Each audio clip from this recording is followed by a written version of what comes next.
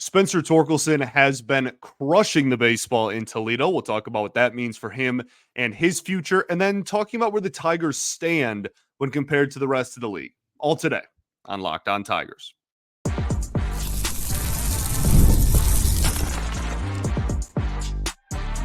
You are Locked On Tigers, your daily Detroit Tigers podcast. Part of the Locked On Podcast Network, your team every day. What is up, everybody? Welcome back to another edition of Locked On Tigers. I'm, of course, your host, Scott Bentley. Today is Tuesday, June 11th, 2024. Thank you so much for making Locked On Tigers your first listen every single day. We are free and available wherever you get your podcasts, including YouTube, part of the Locked On Podcast Network, your team every day. Today's episode is brought to you by Prize Picks, the easiest and most exciting way to play daily fantasy sports. Go to prizepicks.com/LockedOnMLB and use code all lowercase LockedOnMLB for a first deposit match up to $100. Welcome in, everybody. Happy Tuesday to all. Hope you are all having a fantastic week. The Tigers yesterday, as you're listening to this, on Monday had an off day, so no game to recap. But we do have a series kicking off against the Washington Nationals tonight on Tuesday. We'll preview that series at the end of the show. The Nationals are just weird, and they always kind of worry me a little bit because of their style of play. Like I said, we'll get into that at the end of the show. We're going to spend a bulk of the show kind of just hopping around the league, talking about teams that have been surprising, teams that have been, well, surprising in positive and negative light, I guess, but also talking about just where some organizations stand, trade deadline, a month and a half away. Obviously, that's a big conversation. And then obviously how that all relates back to the Tigers, their standing, etc. But we're going to start off here by talking about Spencer Torkelson, who has been crushing the baseball in Toledo since getting demoted. Torkelson has played in 6 games at the time of this recording, which is Monday afternoon. He has a .333 batting average and a 1,012 OPS. Again, in just 6 games, has 4 walks, 5 strikeouts, 4 extra base hits, 3 of them doubles, and then 1 of them being a home run. I mean, I'm glad. I'm glad that the guy that we presumed would be a heart of the lineup bat at the major league level this year is absolutely crushing the ball in Toledo. I'm glad that probably should be the case. So he's doing what he should be doing. That's great. I obviously have no issue with that. I think this conversation really, the only reason I don't have too much to say terribly, and the only reason we're really even bringing him up is because after game 2, I started getting questions where it's like, when is he going to get called back up? Right? Is he going to just bounce right back? Is it just 2 games and then he's back? No, no. Look, I don't know anything. I don't know anything. That realer words have never been spoken. Truer words have never been spoken. I don't know anything. I don't know. I don't have an inside scoop on they're planning on bringing him back on this date or anything like that. So all of this is just my opinion, but I can't imagine he's up in the immediate future, right? You want to talk, is he going to be back before the All-Star break? I guess maybe, right? That gives him a few weeks still, 4 weeks about until that. If he's crushing the ball over the next 2 weeks, that gives him 2 or 3 weeks of really good hitting. Maybe then they'd recall him. But what I think the organization has done here, this is the reason why I was so hesitant on sending him down in the first place, right? And again, I supported the decision. I don't disagree with the Tigers demoting him whatsoever. I think it was probably time. But the reason I dug my heels in so much was because, and if you're an everydayer, I'm so sorry. You have to hear me say this. Apparently, every single day it comes up one way or another. The difference between, I'm going to get this on a t-shirt. The difference between AAA pitching and Major League pitching has never been greater in the history of our sport. It is staggering. Okay? So that is why, like, the second that somebody's struggling, especially young players, and Torkelson, this is like year 3. I'm more talking about Colt Keith with this. You don't just like send him right back down because, right, like that. Wyatt Langford has stuck it out. I mean, honestly, there's a handful of prospects. Really, most of them outside of Jackson Holiday have stuck around major league rosters so far this year because you have to get the timing down at the major league level. And so I think when it comes to Torkelson specifically, right? Uh, yeah, like the timing was clearly poor, like very poor. But like that's great. His home run was on an 88-mile-an-hour cutter down the middle. Like that's great that he turned on that. That's not a pitch he's going to see at the major league level, like at all, right? So I'm glad that he is hitting well. He should be.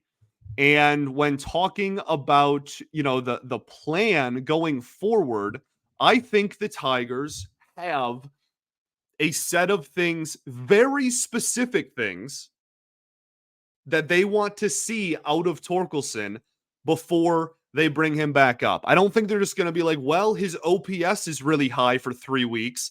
Let's give him the call, right? They didn't do that with Malloy last year. They didn't do that with Colt Keith last year. You can go down the list, really. They didn't do that with Meadows last year, right? Until, I guess, September call-ups. But, there's an argument he could have been called up earlier. I think this is all like very, very specific. I think it's the same thing with Parker as well. And that's the reason why he's still down in Toledo and didn't just, he's hitting really well. Let's just bring him right back up, right?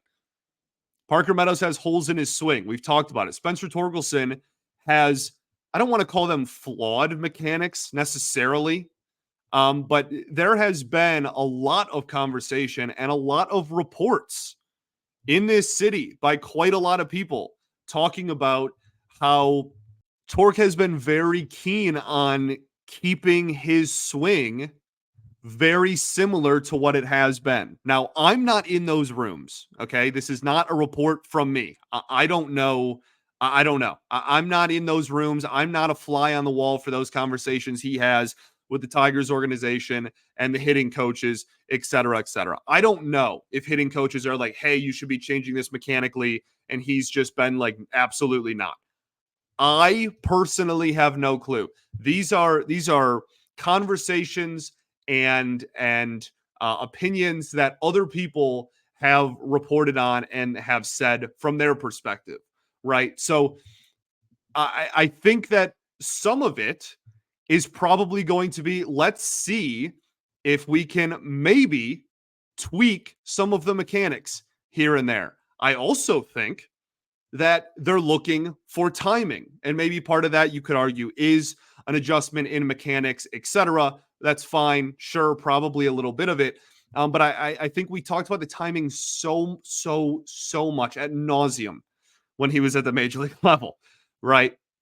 So I think they're looking for that. Can he time up velocity, the velocity that he does face in AAA, which is obviously not nearly as much rather as the velo he'll face at the major league level. But I think that they're looking for him to adjust to that. I think they're looking for spin, like righty spin low and away. He struggled with, again, a timing issue.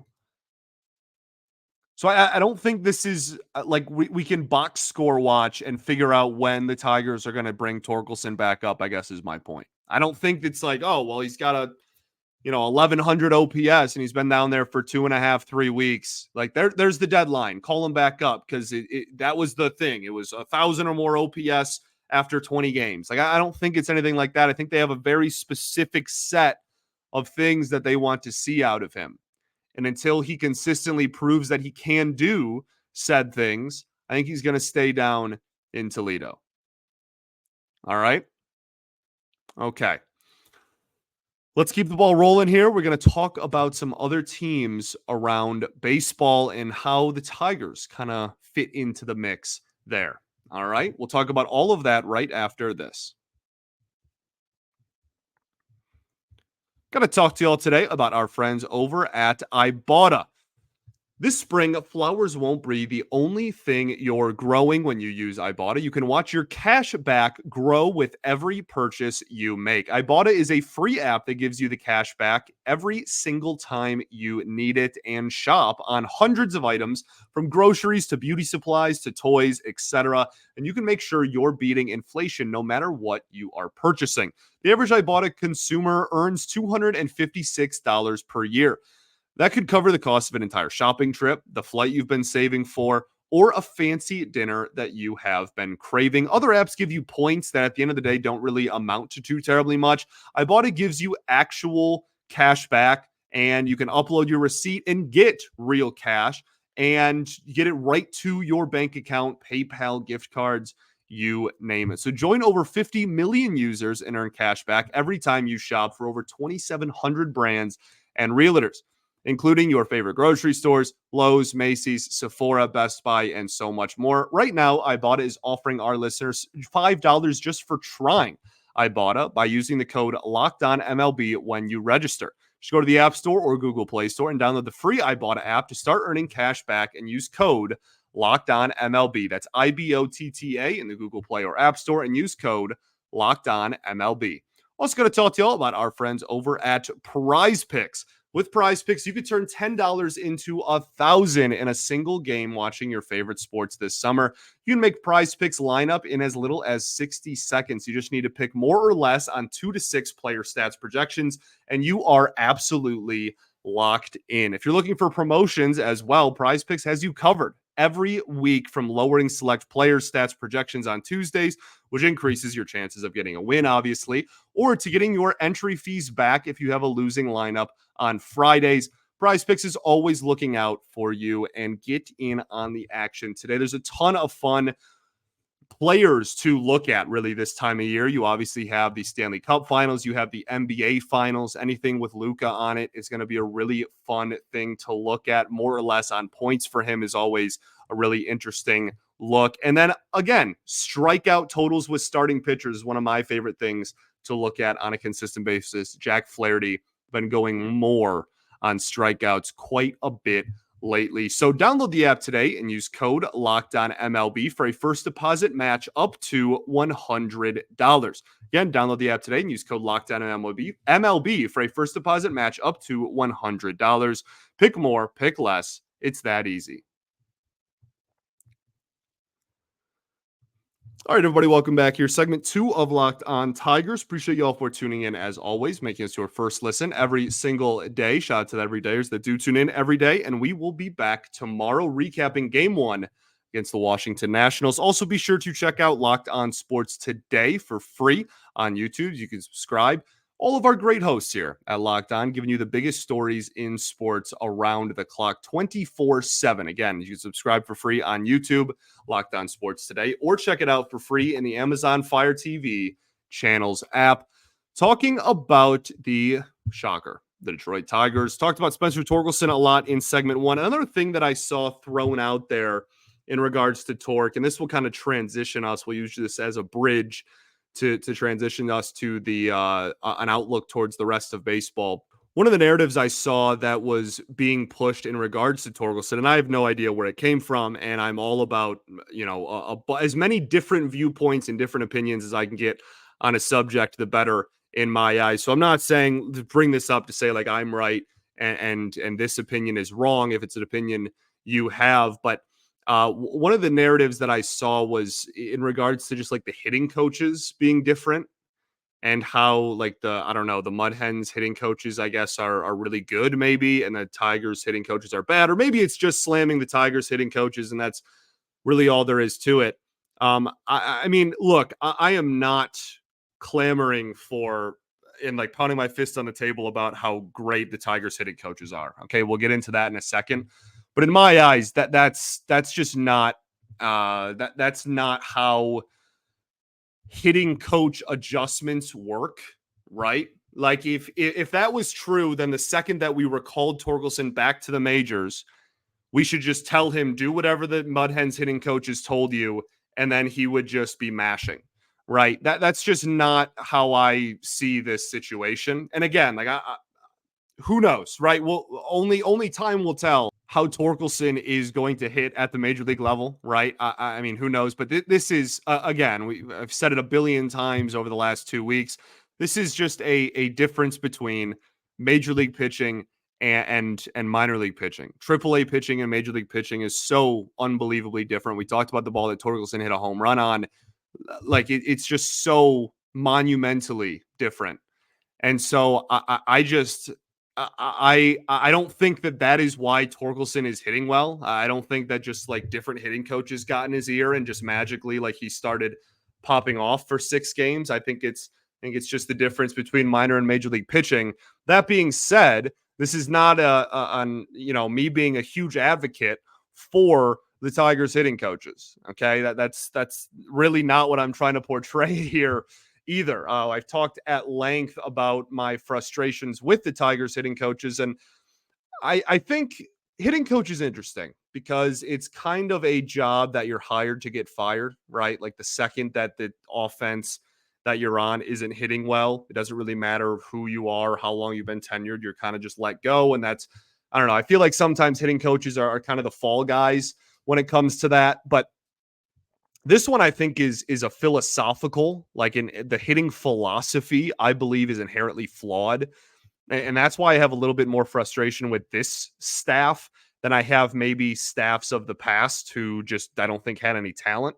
And not that this roster is oozing with offensive talent either. But we've talked about the first pitch swinging thing a lot. We don't even really have to go back down that road again. But this team on the season, okay, has the 4th lowest on-base percentage, team on-base percentage in the game of baseball. They are also 10th or 11th, somewhere between 9th, 10th, and 11th in baseball. When you see this, I don't know what the result of Monday's games are going to be, and they're all pretty close.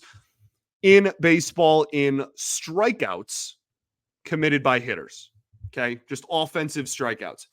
Does that sound like a team that is dominating the strike zone to you? Right? That was the philosophy we were sold. That was the philosophy we were told this team was going to emulate, to dominate the strike zone philosophy. They're around the top 10 in baseball in most amount of strikeouts and in the bottom 4 in baseball in worst on base percentage. That is objectively the opposite of dominating the strike zone, right? And the pitching has been solid, right? We've talked about that at length. We know what this team is, for lack of a better term. We know that they are going to struggle to be consistent offensively. We know that their pitching is going to have to bail them out. And we know the bullpen has the ability to be good, but has been struggling lately. I guess we're still not really sure where they're going to fall over the main majority of the season here. So that is kind of, again, the biggest, I don't know if I want to call it issue, but that is the biggest red flag to me in terms of the hitting coaching staff at the major league level. That being said, you also can point back to the front office and be like, well, if you don't give a coaching staff talent, then there's not a whole lot they can do either, right? The best manager and coaches in the world wouldn't have made the 2003 Tigers a playoff team. Okay. If you don't have ability and talent, what's that quote from Angels in the Outfield? There's a thing called talent. They don't have it. Right. And so I think that those are all things that are just important to remember. Right. I think so much in the sports landscape, really just in society in general, but we don't have to get into that conversation. In the sports landscape, people look for like specific scapegoats so often. It's like it was this player's fault, it was this coach's fault, etc. Everyone, right? The coaches can have a flawed philosophy. The players can be massively underperforming due to a flawed philosophy and due to not living up to the expectations that the organization put on them. And the organization could have not given the coaches, I don't know, talented enough players to achieve the bar that this fan base and this media and some people within the organization even bestowed upon this team at one point. So I think that is important to bring up as well when talking about, again, just like the current state of the team and how they compare to the rest of baseball. I also think there's some interesting conversations just in terms of the rest of the league and teams that have been surprise teams for the better, teams that have been surprise teams for the worse. As we approach deadline day, which is still, a month and a half ish away, kind of where teams are trending, and then where the Tigers fall into that picture, big picture as well. All right. And we will get into all of that right after this. Got to talk to y'all today about our friends over at FanDuel. It's summertime, and that means baseball, the NBA Finals, the Stanley Cup, and so much more. And you can bet on it all on FanDuel right now. New customers can get $200 in bonus bets with any winning $5 bet. That's $200 you can use to bet on everything from the Finals MVP to who's going to hit one out of the park. So visit FanDuel.com/lockedon and add a big win to your summer bucket list. FanDuel, America's #1 sportsbook.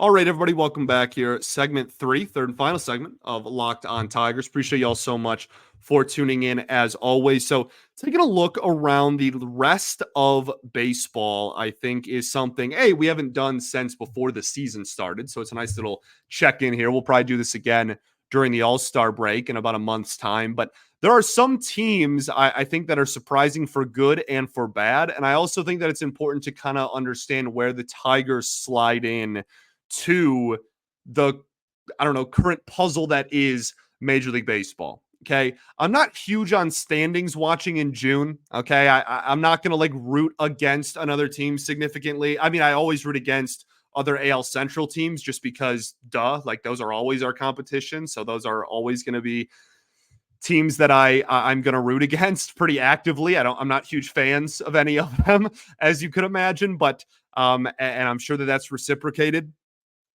But I do think that it's important to still have a somewhat of a gauge of where the Tigers have found themselves so far this season. So the 32-33 record puts them 2 games out of the AL wild card race right now. The Twins have the final wild card spot at 34-31. The Royals have the second wild card spot at 39-27. And the Orioles are 42-22 and are a wild card team because the Yankees have the best record in baseball. I believe it's either them or the Phillies. I think, the Yankees have one more win, but also one more loss than the Phillies at the time of this recording. So they're right in that big kind of hodgepodge of teams right in the middle of the pack. Now, this is the conversation that I really want to have here. And we talked about this a little bit yesterday, but I think it's important to bring up. I forget who I was replying to on the Twitter sphere, the X sphere, whatever it's called now. But someone had brought up in a tweet where I mentioned that the Tigers were probably, when you average everything down, a middle of the pack team, and had mentioned, well, if they can just get hot for a week or two, then that completely changes the outlook of the season. And truer words have never been spoken. I've said that twice on this episode. That's weird. That is exactly correct. And that is something that I say going into every single season. And I think is so important for people to remember in this big picture landscape of this sport that is so long, right? Starts in March, ends in October, starts when it's cold out, ends when it's cold out. Just such a marathon that you can, the Cardinals and the Guardians back in the day used to be the absolute kings of this, right? They would go 500 for a majority of the season, but then they would just get really hot for 10 to 15 games at some point randomly in the year. And then you turn around and they're, an 88 to 92 win team. Because that's all it takes. A 500 record is 81-81, right? If you can play 500 ball a majority of the year, not have any huge losing streaks, and then just play really, really hot for 10 games, right? You go 8-2 in one stretch, you go 9-1, you win 6, 7 straight, maybe you rattle off a little bit of a win streak. And outside of those 6 or 7 games you play next to exactly 500 ball, you're going to be, especially in the new format, this expanded postseason where more teams are making the playoffs than ever before, you're going to be at worst in the hunt for the wild card. If not, you're just straight up going to be that third wild card team. And right now, baseball, it has a massive middle class. It is all 500 teams, baby, right? You have a few outliers in the Yankees. Like I said, the Orioles, the Guardians, the Phillies, the Dodgers are probably fair to put in there. And then that's like kind of it. And then everybody else is near 500. And then you have your outliers the other way too. Obviously, the White Sox are terrible. The Angels are terrible. The Marlins and the Rockies are terrible. The A's slowly sliding into what we thought they were going to be as well. But like, for instance, the Houston Astros have had what's considered a catastrophic season for their standards and their fan base. They're 4.5 games out of the wild card. They're 30-36, and the Tigers play them this weekend. Right?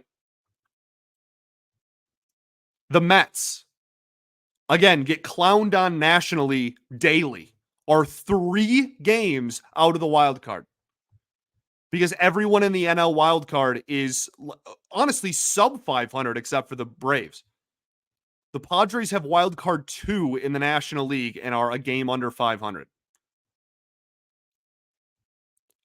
So my point is, I know it's been a frustrating season. I'm not trying to like inject hopeless optimism into this fan base. I'm just saying for right now, they are at about 500. Right? They're a game under 500 in June. If they can just get hot for a couple of weeks, this season changes dramatically, assuming there's not a huge fall off to that hot streak afterwards. Now, I'm not saying that's going to happen either. Okay. There's nothing that has led me to believe that this team can hit well enough to go on a legitimate like 8 to 10 game hot streak where the team is on fire. Nothing. They have shown nothing that has led me to believe that that is possible for this baseball team, especially without Kerry Carpenter and with Torkelson obviously not here and being what we thought he was going to be, et cetera, et cetera. We know the flaws with this team if you listen every day. So that is kind of where I stand. And just with like what my outlook of the season is right now. I think that this team has probably shown us what they are. Right? That's another question I get asked very often. What is this team?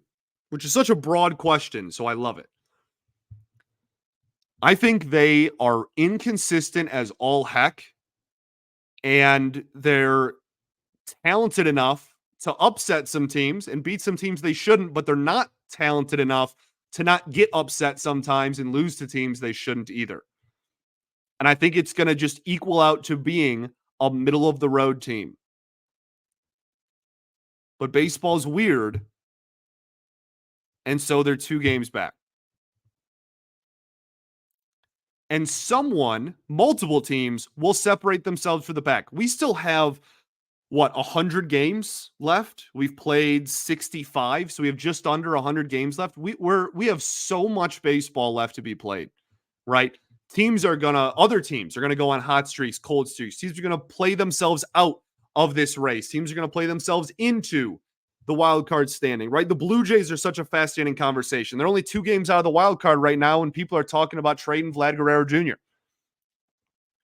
The Tigers are certainly going to be a big conversation point there if they're around 500 going into the trade deadline as well.